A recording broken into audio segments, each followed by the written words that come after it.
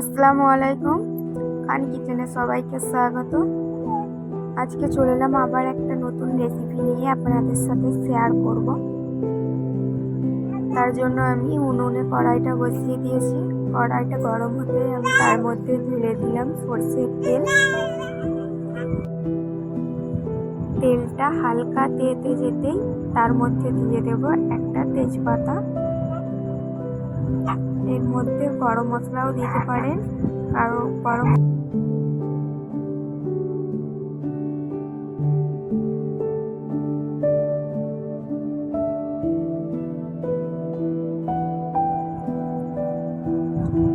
তেলটা আর একটু ভালো করে গরম হয়ে গেলে তেজপাতাটা ভাজা হয়ে যাওয়ার পর দিয়ে দিলাম একটা গোটা শুকনো লঙ্কা।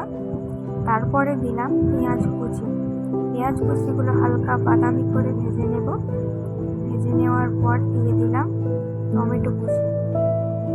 টমেটোটা দিয়ে হালকা একটু নেড়ে চেড়ে নেব। তারপর দিয়ে দেব আদা রসুন বাটা। ভালো করে নেড়ে চেড়ে নেব।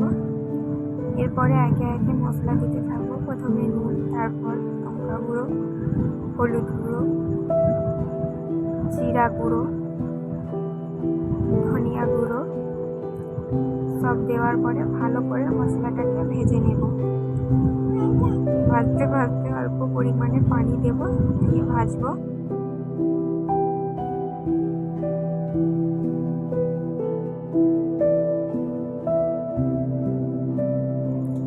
মশলাটা বেশ কিছুক্ষণ ধরে নেড়ে চেড়ে ভালো করে ভেজে নিতে হবে। এর মধ্যে যাতে আদা রসুনের গন্ধ না থাকে। দেখতে পাচ্ছ মশলা থেকে কেমন ফুটে ফুটে তেল বের হচ্ছে। এভাবেই অনেকক্ষণ ধরে মশলাটাকে ভালো করে ভেজে নিতে হবে। যত সময় দিয়ে বেশি রান্না করবে রান্নার স্বাদ তত খুব সুন্দর হবে। তো এরপর আমি এর মধ্যে দিয়ে দেব গোশের টুকরোগুলো, দিয়ে এর মধ্যে নাড়তে থাকবো।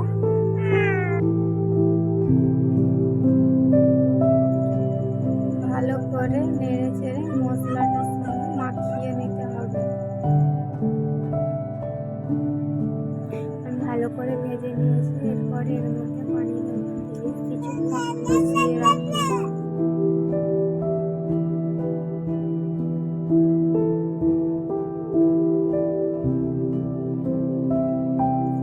পানিটা শুকিয়ে গেছে। এরপর আমি এটাকে ভালো করে নাড়তে থাকবো, ভালো করে কষিয়ে নেব।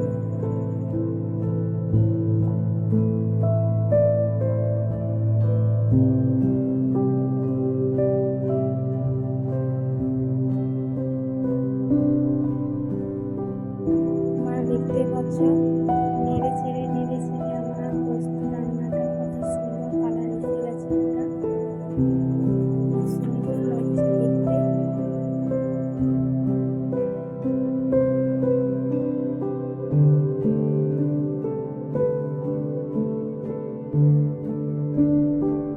এর মধ্যে আবার অল্প পরিমাণ পানি দিয়ে আমি আবারও নাড়তে থাকবো, যাতে ভালো করে গোশের ভেতরে মশলাটা ঢুকে যায় এবং গোশটা সেদ্ধ হয়ে যায়।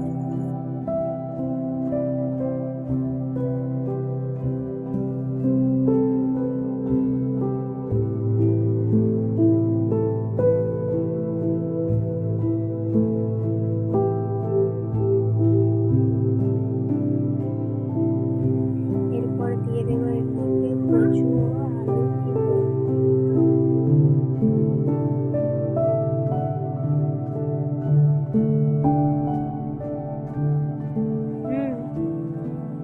বেশিক্ষণ ধরে কচু আলুর সঙ্গে পোস্তটাকে নেড়ে নেব, যাতে কচুর ভিতরেও মশলাগুলো ভালো করে ঢুকে যায়।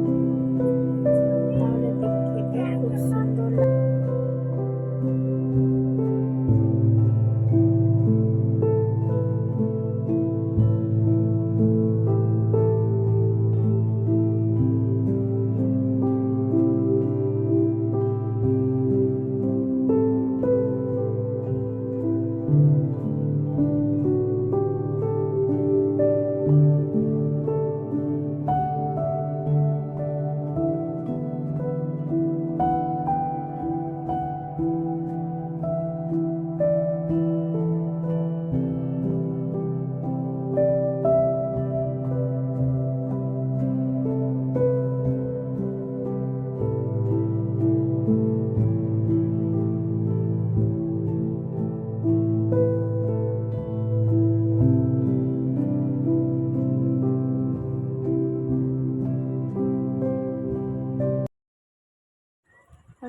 পাচ্ছ আমি বেশ কিছুক্ষণ ধরে পানি দিয়ে দিয়ে দিয়ে গোস্তটাকে ভালো করে নাড়লাম। এবারে একটু বেশি পরিমাণে পানি দিয়ে আমি এটিকে গোস্ত করিয়ে রেখে দেবো আঁচেতে, পানিটা যাতে শুকিয়ে আসে এবং গোস্ত আলু সব সেদ্ধ হয়ে যায়।